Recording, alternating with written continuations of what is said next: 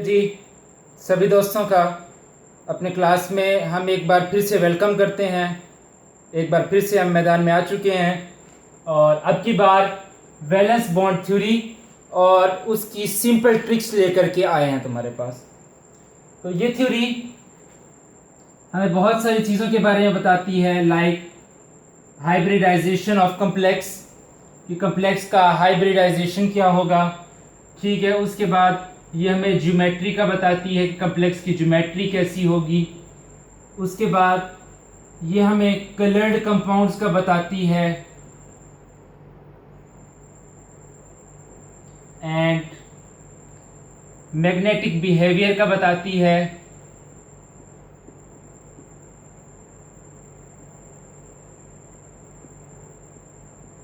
Magnetic moment का बताती है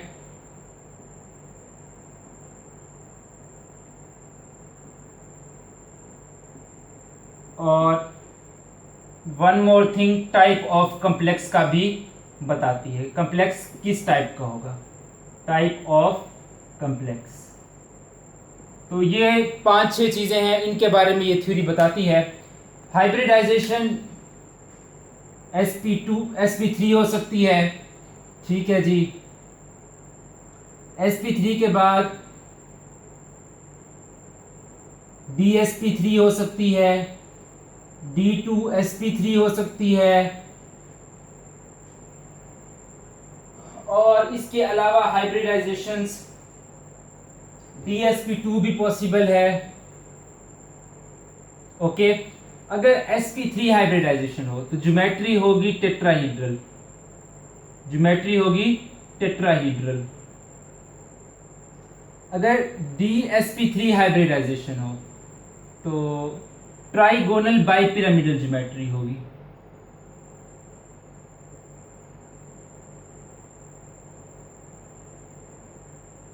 ट्राइगोनल बाइपिरामिडल। d2sp3 या sp3d2, ठीक है, दोनों चलते हैं। इनमें क्या होता है कि ज्योमेट्री होती है ऑक्टाहीड्रल, ज्योमेट्री होती है ऑक्टाहीड्रल। और dsp2 में क्या होता है, कंपाउंड होता है स्क्वायर प्लैनर, स्क्वायर प्लैनर। अगर ये सब जानते हो तब तक ठीक है, नहीं जानते बताता हूं। कलर्ड कंपाउंड्स में क्या होता है कि या तो कंपाउंड कलर्ड होगा या कंपाउंड कलरलेस होगा, ये थ्योरी बताएगी।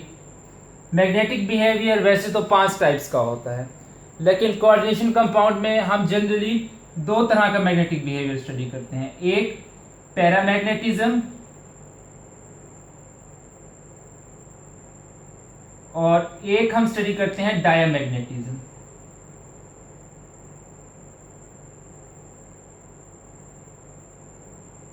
ओके, पैरामैग्नेटिज्म यानी अट्रैक्ट मैग्नेटिक फील्ड, ये अट्रैक्टिव इन नेचर होता है। और डायामैग्नेटिक रिपल्सिव इन नेचर होता है। ओके, मैग्नेटिक मोमेंट इसको डिनोट करते हैं म्यू से, ठीक है, और इसका फार्मूला होता है n×n+2। n क्या है, number of unpaired electrons, number of unpaired electrons. Okay, type of complex 2 तरह का हो सकता है, inner orbital complex and outer orbital complex. ठीक है, इनर ऑर्बिटल कम्प्लेक्स यानी कि d2sp3 से जो कम्प्लेक्स बनेगा वो होगा इनर ऑर्बिटल, और sp3d2 जो होगा वो होगा outer orbital complex. Okay, inner orbital complex में d2sp3 और आउटर ऑर्बिटल कम्प्लेक्स में sp3d2। फाइनल, ये जो टाइप ऑफ कम्प्लेक्स है ये सिर्फ और सिर्फ आपको ऑक्टाहीड्रल में मिलेगा, ये ऑक्टाहीड्रल में। ओके, तो पहले ज्योमेट्रीज में बता दूं कि क्या सिचुएशन है ज्योमेट्रीज की, उसके बाद कोई एग्जांपल्स भी करते हैं। ये सारी चीजें पास करके ना नोट कर लेना। ये जो नोट्स मैंने ये बनाए शॉर्ट नोट्स हैं किस्म के वीबीटी के लिए। टेट्राहीड्रल में क्या होता है कि सिचुएशन होती है कुछ ऐसी, सी ऑर्गेनिक दिमाग में खड़ी है अभी तक, ये मेटल, ओके, ये लिगेंड और ये लिगेंड प्लेन से बाहर, ये लिगेंड दोनों प्लेन में, और ये लिगेंड प्लेन से अंदर की तरफ, ठीक है। या जनरली हम इसको ऐसे भी बना सकते हैं,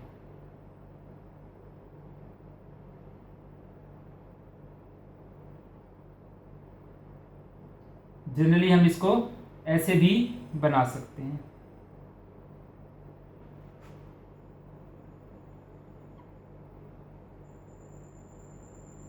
ये बॉन्ड प्लेन से बाहर की तरफ है और ये बॉन्ड प्लेन से अंदर की तरफ है, ओके।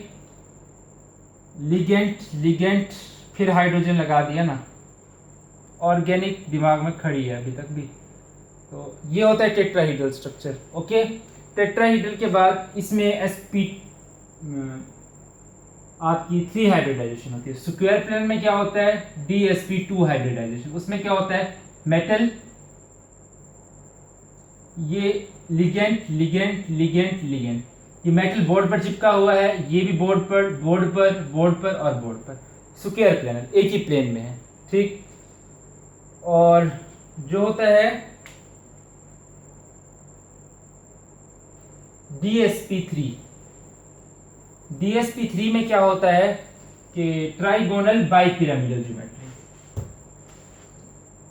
DSP3 में ट्राइगोनल बाइपिरामिडल ज्योमेट्री वो कैसे होती है, लाइक मेटल, ठीक है, और लिगेंड,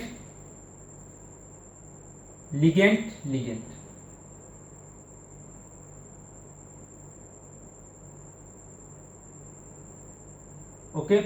और एक लिगेंड ऐसे ऊपर और ये एक लिगेंड नीचे, यानी कि सिचुएशन कुछ ऐसी होती है।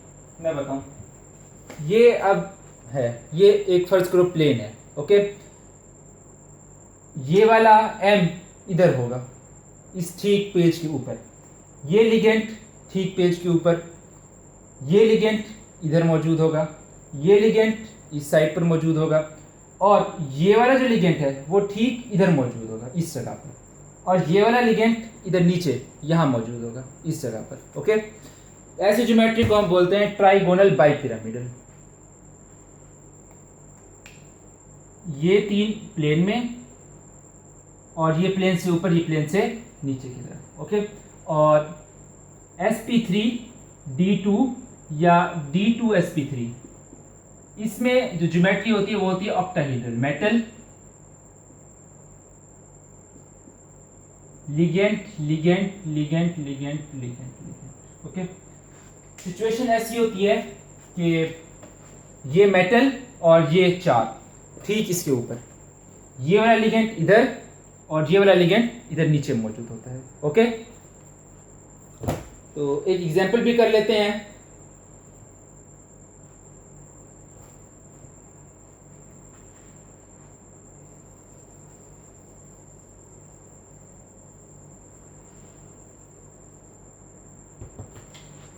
FeH2O6 thrice.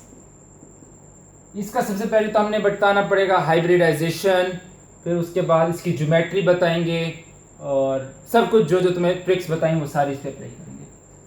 अब सबसे पहले तो इसका ऑक्सीडेशन नंबर कैलकुलेट कर लो, इसको x मान लो, वाटर न्यूट्रल लिगेंड है is equal to 3, okay, x is equal to +3।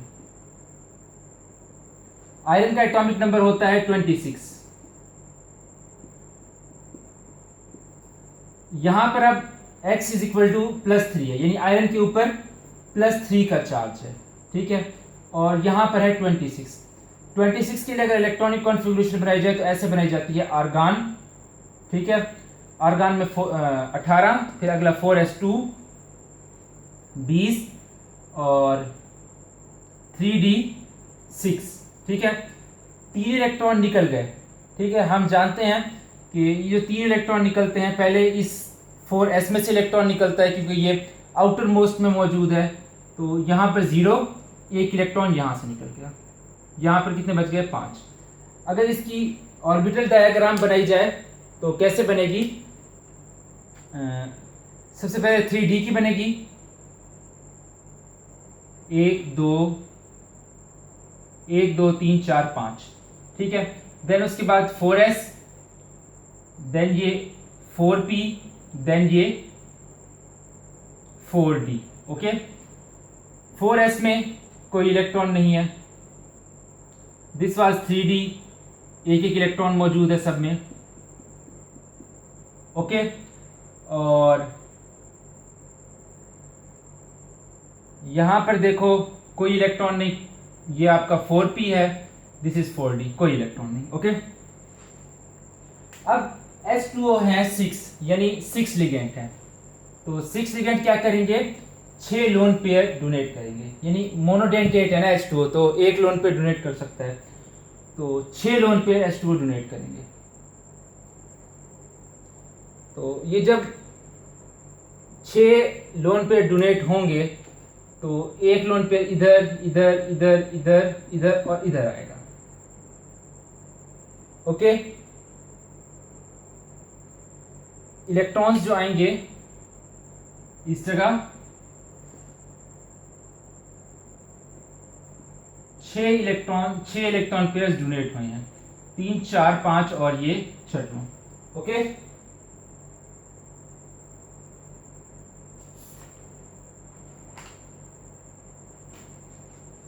तो कहने का मकसद कि ये कुछ ऐसा हो गया, यहां भी फिलअप, ये भी फिलअप, ये भी फिलअप, ये भी फिल और ये भी फिल। तो अब लिगेंड के साथ जो जुड़ने में ऑर्बिटल इस्तेमाल हुए वो ये हुए कि ये 3 हुए। आंसर है ये 3 हुए। कौन कौन से? D2 1 और 2, D2 S P3। ये T आउटर है, 4 है, यानी आउटर होगा। ये अगर इनर होता तो ये वाला इस्तेमाल होता तो हम कहते हैं इनर है। तो D2sp3 हम जानते हैं ऑक्टाहेड्रल ज्योमेट्री होगी, यानी Fe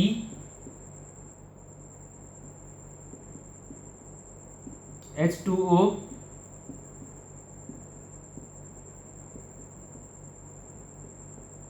ऐसी ज्योमेट्री। ओके, और हाइब्रिडाइजेशन हो गया, ज्योमेट्री हो गई। कलरलेस है या कलर्ड है? तो कलरलेस या कलर्ड के लिए ट्रिक होती है कि अगर अनपेयर्ड इलेक्ट्रॉन मौजूद है तो कलर्ड है, अनपेयर्ड इलेक्ट्रॉन मौजूद नहीं है तो कलरलेस है। यहाँ देखो अनपेयर्ड इलेक्ट्रॉन मौजूद है 5, तो इसका मतलब ये कलर्ड होगा कंपाउंड। ओके, कलर्ड के बाद हमने मैग्नेटिक बिहेवियर देखा था, पैरामैग्नेटिक या डायामैग्नेटिक, ठीक है। उसके लिए ट्रिक है यूपी, अनपेयर्ड इलेक्ट्रॉन्स। जहां अनपेयर्ड इलेक्ट्रॉन्स होंगे वहां पैरामैग्नेटिज्म होगा। 5 अनपेयर्ड इलेक्ट्रॉन्स हैं तो पैरामैग्नेटिज्म मौजूद होगा, बिल्कुल होगा। और देन उसके बाद मैग्नेटिक मोमेंट हमने देखना था।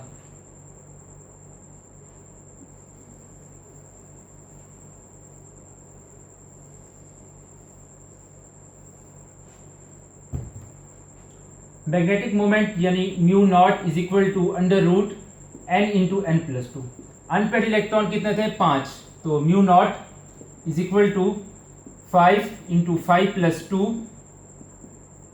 5 plus 2 7 multiply by 5 under root 7 5s are 35, approximate answer 6।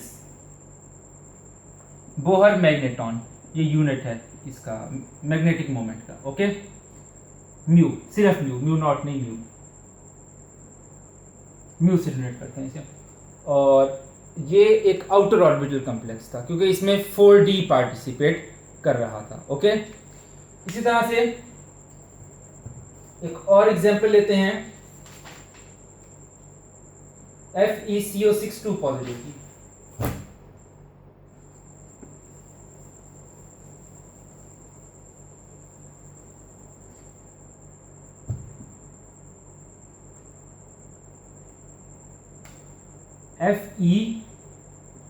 FeCO6 2 positive की। अब ऑक्सीडेशन नंबर कैलकुलेट करो, x प्लस 6 इंटू 0, ये न्यूट्रल लिगेंड होता है, is equal to plus 2। x is equal to +2। Iron की इलेक्ट्रॉनिक कॉन्फ़िगरेशन 26 और यहाँ पर 2 पॉजिटिव है। 26 के लिए बनाओगे तो कैसे बनेगी, argon 7 4s2 and 3d6। Okay, 2 हैं तो यहां से इलेक्ट्रॉन्स निकलेंगे 2, सबसे पहले यहां पर 0 हो जाएगा। बात क्लियर। उसके बाद इसकी डायग्राम बनाओ, ऑर्बिटल डायग्राम। 3d की अगर बनाओगे 4s की बनाओगे, देन 4p की बनाओगे, देन 4d की बनाओगे। 3d में 6 इलेक्ट्रॉन, 1 2 3 4 5 और ये छठा। ओके, अब हमेशा याद रखो, मैंने पहले भी बताया है कि इथाइलिन डायमीन हो, CO हो, आपका NH3 हो या आपका CN हो, ठीक है, ये स्ट्रॉन्ग लिगेंड्स हैं, ठीक है, एंड ये स्ट्रॉन्ग लिगेंड्स हैं। तो ये क्या करते हैं, they pair up electrons, they pair up electrons of metal. ये जो मेटल में इलेक्ट्रॉन्स होते हैं इनकी पेयरिंग करवाना शुरू कर देते हैं, ये इनकी पेयरिंग करवाना शुरू कर देते हैं। यानी ये वाला इलेक्ट्रॉन इधर आ जाएगा और यहाँ से पेयर्ड अप हो जाएगा, ये वाला इलेक्ट्रॉन इधर आ जाएगा और यहाँ से पेयर्ड अप हो जाएगा। स्ट्रॉन्ग लिगेंड्स के लिए ऐसा होता है। पिछले केस में H2O था, वो इतना स्ट्रॉन्ग लिगेंड नहीं था, तो क्या हुआ, वहां पर ऐसी कुछ सिचुएशन, इलेक्ट्रॉन शिफ्ट नहीं हुआ था, ठीक है। लेकिन यहाँ पर इलेक्ट्रॉन शिफ्ट होगा क्योंकि ये स्ट्रॉन्ग लिगेंड्स हैं और ये इलेक्ट्रॉन की पेयरिंग को इन्फोर्स करते हैं, इलेक्ट्रॉन की पेयरिंग को इन्फोर्स करते हैं। तो अब यहाँ पर 6 कार्बन मोनोऑक्साइड हैं, ठीक है, तो यानी मोनोडेंटेट हैं, तो 6 इलेक्ट्रॉन पेयर भी डोनेट करेंगे। तो 6 इलेक्ट्रॉन पेयर डोनेट करेंगे तो इनकी इलेक्ट्रॉन पेयर्स कहाँ आएंगे, देखो जरा, इधर आएंगे 2 इलेक्ट्रॉन, इधर, यहाँ पर, देन यहाँ पर और देन यहाँ पर। ओके, देखो अब जरा सिचुएशन कैसी बन गई, ऐसी।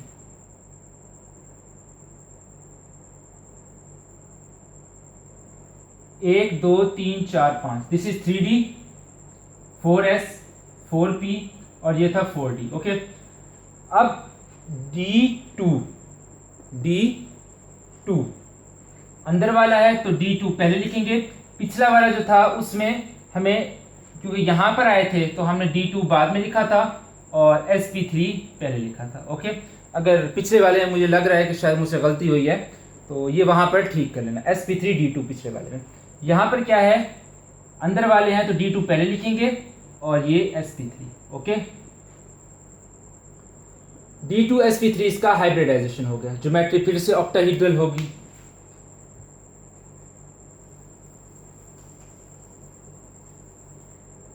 ऑक्टाहेड्रल ज्योमेट्री यानी Fe, कार्बन मोनोऑक्साइड, कार्बोक्सी से बोलेंगे फिलहाल तो ऐसी कुछ इसकी ज्योमेट्री होगी।